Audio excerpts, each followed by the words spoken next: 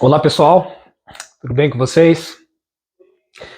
Eu sou o professor de Filosofia e Sociologia, Rafael. Hoje estou aqui também representando a Rede Ubuntu Educação Popular e estou aqui no meu canal, Horus em Foco,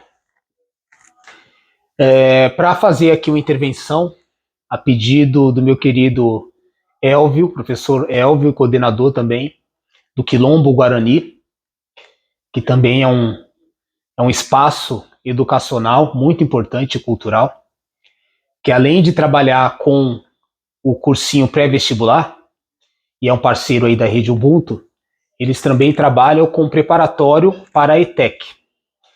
E a pedido dele, eu vou fazer aqui uma fala sobre uma educação popular. Então, gostaria de fazer uma explanação. É claro que se você fazer ali uma pesquisa, buscar informação sobre esse tema, você pode ter vários recortes.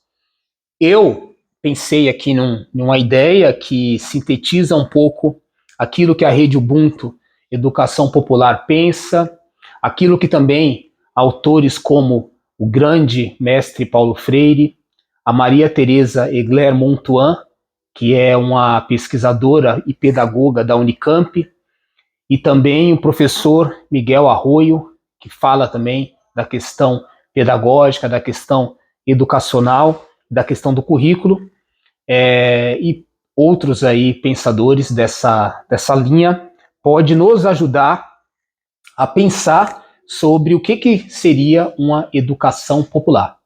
Então, para você, principalmente no caso que é professor ou coordenador da formação pré-ETEC, essa fala foi pensada direcionalmente para você, tudo bem? Então, eu gostaria de iniciar essa reflexão e eu gostaria de mostrar que estou fazendo uma fala aqui explicativa, teórica, do que seria uma educação popular, mas também isso é o que nós, da Rede Ubuntu, é aquilo que o Quilombo Guarani tem como, vamos colocar assim, filosofia pedagógica e que nós buscamos no nosso processo pedagógico, na nossa tratativa com os professores, com os pais e com os estudantes, aplicar exatamente essa ideia, essa concepção. E eu posso dizer para vocês que a gente vive muito essa dimensão. A gente não fala apenas de uma teoria, mas de uma prática que é aquilo que forma a nossa ideia de cursinho popular. Então a gente vai estar falando também de uma experiência, de uma experimentação real daquilo que nós vivemos e experienciamos dentro da Rede Ubuntu e também dentro do Quilombo Guarani. Então a primeira coisa que eu gostaria de colocar seria uma definição muito rápida, muito simples do que seria uma educação integral, para vocês entenderem depois o que seria essa educação popular. E aí eu vou pegar exatamente essa definição, não exatamente dessa forma, mas é o que a gente pode encontrar no documento Currículo da Cidade, que é da Prefeitura de São Paulo. Então o que a gente compreende, o que pode ser compreendido como uma educação integral, tá? A educação integral busca garantir o desenvolvimento humano em todas as suas dimensões: intelectual, física, afetiva, social e cultural. Então, isso aqui é muito importante, porque a gente vai ver depois que essa visão de uma educação integral, ela vai conflitar, por exemplo, com um modelo educacional que ele é mais tecnicista, mecanicista e instrumental. Tá? Ele é totalmente o contrário dessa educação integral. Então, o nosso cursinho, seja no pré-ETEC, seja também no pré-vestibular, a gente entende teoricamente, primeiro falando, que esse estudante ele precisa ser formado não apenas na sua preparação para passar no vestibular ou para entrar na ETEC, mas também na sua formação, nas suas conjecturas, na sua, vamos colocar assim, construção, que envolve as suas dimensões intelectuais. Vamos pensar assim, ó, o intelectual não é só apenas você ter ali uma intelectualidade para você saber fazer uma prova e passar num teste. O intelectual, ele está para você resolver problemas reais do dia a dia. O intelectual está para você ter, por exemplo, a inteligência interpessoal, saber interagir com o outro, para você ter empatia. Tudo isso envolve também inteligência, níveis de inteligência. Então a gente não pensa só o intelectual visando o resultado, visando ali uma questão muito objetiva e utilitarista, que é passar num vestibular e entrar na ETEC. A gente vê essa intelectualidade de uma maneira mais humanizada e não tão coisificada e objetiva, né? Então esse é um ponto importante. Aí vamos para a dimensão física. Então, por exemplo, você pega um estudante que entra num espaço educacional, sei lá, ele entra na escola, quando é criança, por exemplo, os seus processos psicomotores, por exemplo, vão ser trabalhados.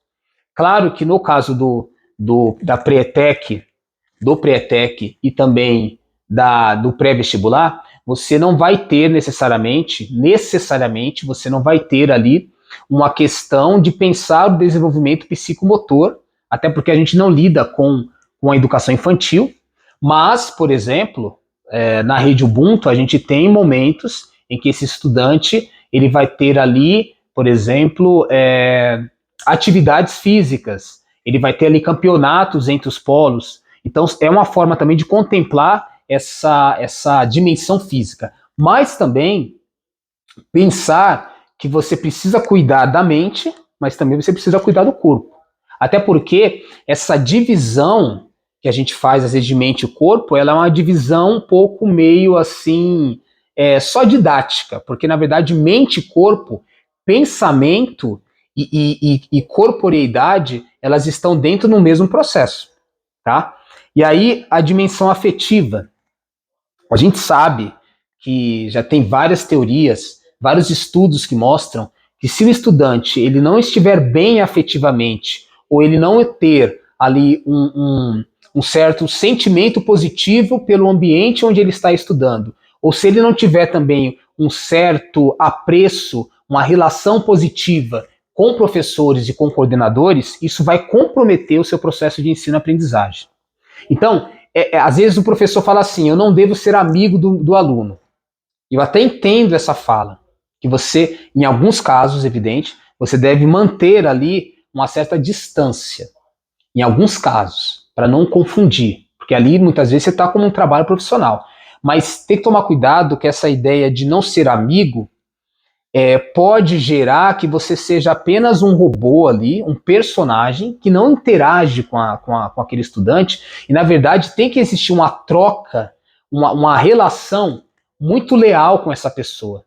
Porque se o estudante perceber que você está ali apenas como profissional e vê ele ali como um objeto, pensando até em moldes paulo-freireanos, como ali um depósito de informação, educação bancária, esse estudante ele não vai desenvolver essa dimensão afetiva. Ele vai entender que todas as relações na sociedade elas são puramente utilitárias e que não existe necessariamente uma relação de confiabilidade, de lealdade. Então, acho que a gente precisa entender que a dimensão afetiva também é muito importante. A dimensão social, que envolve ali um relacionamento social, um desenvolvimento social, que está também tá ligado um pouco a essa questão que eu falei afetiva, né? Mas a questão das relações, a questão da sua interação com os outros, de você entender também que existe questões, muitas vezes, de uma não alimentação, de um problema que também entra no afetivo, um problema ali pessoal, ou em casa, ou dentro do próprio espaço educacional, que vai também interferir nesse processo de ensino-aprendizagem. E nós somos, como diz Aristóteles, né, nós somos animais sociais. Então, sem as relações, sem a qualidade da relação, não há também um desenvolvimento cognitivo que tenha valor. E por último, a questão cultural. É tão importante a cultura, ela não tem apenas uma dimensão também tecnicista, vamos pensar aí, por exemplo, em Adorno e Horkheim na indústria cultural, que você pensa ali a cultura de uma forma vendável, de uma forma mercadológica, como um valor de mercado. Mas a dimensão cultural está em você desenvolver habilidades que vai para além de um processo utilitário. Então a gente pensa a cultura também como forma de você ter autoconhecimento, como formas também de você respeitar, por exemplo, o espaço da arte como algo importante para a sua formação, e a arte não só do ponto de vista do entretenimento, que é uma forma de você sair ali do cotidiano, de você se desligar, de você ter uma válvula de escape, mas nós somos seres culturais, somos seres de sentido. Então a gente precisa desenvolver os aspectos culturais porque fazem parte da nossa constituição enquanto ser humano. Tá? Então pensar na educação integral é também valorizar esse aspecto humanitário, cultural, do significado, dos sentidos, que envolve a música, envolve a dança, envolve também ali um poema, sabe? Todo esse processo também, dentro do seu ato de dar aula, vai ser fundamental para esse desenvolvimento integral do ser humano. Então, a educação popular, ela está olhando para esse aspecto da formação integral. A rede Ubuntu, por exemplo, a gente tem um processo que entra essas dimensões que foram faladas aqui, né? Então, intelectual, física, afetiva, social e cultural. Na rede Ubuntu, e também isso acontece no Quilombo Guarani, existe esse aspecto de você dar ali uma atenção, uma contribuição para esse estudante na sua alimentação, tá? Que é fundamental. Então, geralmente, nos polos você tem 3 refeições.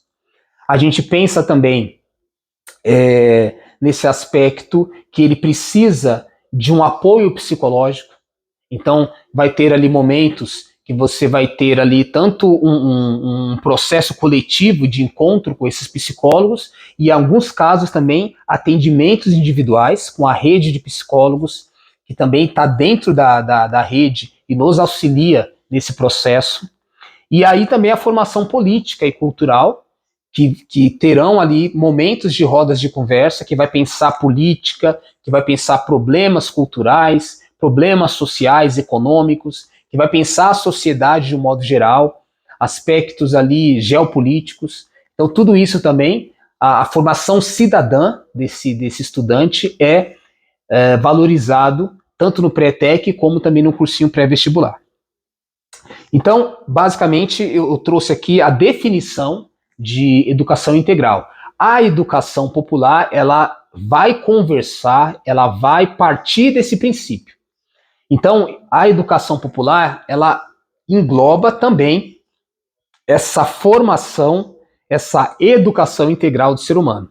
E aí, essa educação integral do ser humano, ela está indo contra exatamente um processo, como eu coloquei, de pensar a formação, seja na ETEC, seja no cursinho pré-vestibular, apenas visando o mercado de trabalho, porque essa visão ela é utilitarista, ela está pensando no útil, ela está pensando no produtivo, então é uma visão de ver esse estudante numa relação de mercado utilitária. E aí, quais são as dimensões desse processo, dessa formação, apenas olhando para o mercado de trabalho e para os interesses corporativos? Você vai ter ali uma educação mecanicista e tecnicista, porque você vê aquele estudante apenas como um objeto de trabalho que deve ser incorporado no mercado de trabalho, que ele é visto como um valor, tanto o valor que ele vai produzir para a sua vida, para o seu ganho, mas principalmente o valor de exploração que ele vai fornecer ao mercado de trabalho, que a gente sabe que na maioria das profissões, você tem uma exploração, uma degradação desse trabalhador. Então, a gente não gosta, a gente não quer esse modelo de educação pura e exclusivamente tecnicista e mecanicista, instrumental. E aí, Paulo Freire, a própria Maria Teresa Egler-Montuan, essa professora importante da Unicamp, eles serão totalmente contra esse modelo de educação. A Montuan, quando ela fala de inclusão, ela está exatamente pensando um modelo de sociedade que seja de fato inclusivo.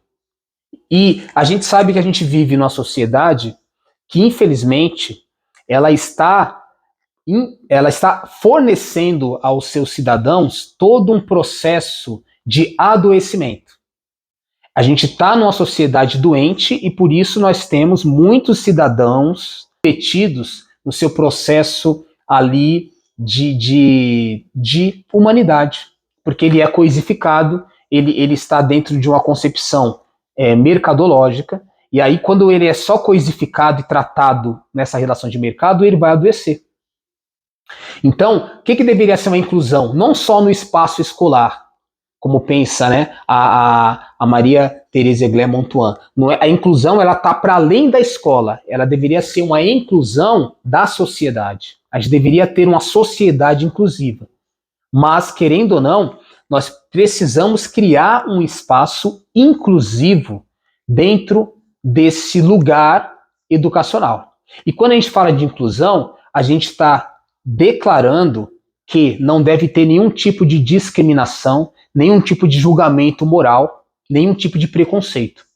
Então, esse espaço não pode ser machista, não pode reproduzir uma certa misoginia, uma visão subalterna da mulher. Ele tem que ver homens e mulheres como seres iguais. Esse espaço não pode ter, aí então, nesse sentido, um preconceito de gênero. Esse espaço também não pode reproduzir nenhum tipo de preconceito ligado ao gênero também, quando ele entende, quando ele vai, de alguma forma, ter mecanismos de interpretação, vamos colocar assim, mecanicistas, binários, de que todo homem, biologicamente, ele está num corpo masculino e toda mulher, biologicamente, está num corpo, né, num aspecto feminino. Então, você tem que entender que existem outras configurações de gênero, transgênero, para além dessas estruturas binárias. Você não pode criar um preconceito, um mecanismo separatista a partir de uma visão que homem é macho e masculino e que mulher é fêmea e feminina. Não. A sociedade ela é complexa. As relações, as personalidades, as identidades, elas são complexas. Então não pode ter esse tipo de preconceito, esse tipo de discriminação, esse tipo de segregação. Pelo contrário, tem que ser um espaço que acolha essas várias possibilidades de ser humano. Assim como tem que ser um modelo educacional antirracista, que não pode ter essa divisão e de alguma forma, o privilégio do branco em detrimento de uma forma de degradação do negro. Do homem negro, da mulher negra, do homem preto, da mulher preta, tá? Como também do indígena, como também do imigrante. A xenofobia não pode ser uma prática, jamais nesse espaço. Tem que ser uma desconstrução dessas formas de preconceito e não uma forma de reprodução. Então a gente tenta romper com essa estrutura. Isso é muito importante. Assim como os PCDs, assim como os neurodivergentes, toda forma de ser igual ou diferente deve ser acolhida nesses espaços. Não deve ter um padrão de personalidade, étnico, racial, de gênero. Não deve ter esse padrão. A gente deve estar aberto à diversidade, às várias formas de ser. Isso é inclusão. É aquilo que a Maria Teresa Egler-Montuan vai desenvolver. E aí, pensando agora na questão do Paulo Freire, a gente vai pensar, para chegar no que seria essa educação popular, a gente tem que entender que o que é uma educação popular, o que seria também um movimento popular.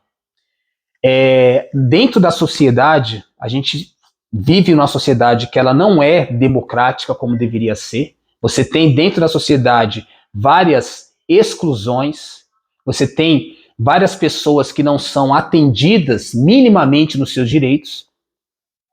E aí, quando você pensa movimentos sociais ou movimento popular, é que você vai buscar a partir, sei lá, de um movimento feminista, de um movimento antirracismo, de um movimento LGBTQIA+, de um movimento contra a xenofobia, formas de combater todas essas estruturas de preconceito e de segregação e discriminação que existe na sociedade. Então, um movimento popular, uma educação popular, ela não só vai pensar o ser humano na sua forma integral, mas ela vai entender que o ser humano, aí entra muito Paulo Freire, ele tem problemas reais que devem ser discutidos, trabalhados, considerados dentro de um modelo de educação, para que também essa educação, esse conteúdo, sirva não só para ele passar no vestibular, passar na pré-tec, mas sirva para ele combater essas estruturas de segregação, de morte, essas estruturas doentias que estão aí presentes na sociedade. Então, uma educação popular, ela pensa o cenário democrático, ela pensa um Estado, um país que seja de fato inclusivo. E que políticas públicas, que movimentos sociais, que manifestações, que processo de representatividade nós precisamos fazer para criar um mundo, uma sociedade muito mais humanizada. Aquilo que Paulo Freire fala, né? A educação não muda o mundo, mas ela muda, ela transforma pessoas que essas sim deverão mudar o mundo. Então, o cursinho pré-vestibular, a Rede Ubuntu, o Quilombo Guarani, né, o pré-vestibular, o pré-tec, ele vai pensar nessa dimensão que passar no vestibular, passar na ETEC, ela é um elemento, é um objetivo, é algo desejado, mas não é o único objetivo desse modelo de educação popular. A gente está pensando de uma forma maior, de uma forma mais integral, ou seja, de uma forma mais totalitária, vou usar esse termo aqui, contextualizado com esse sentido, de pensar o ser humano em todas as suas dimensões.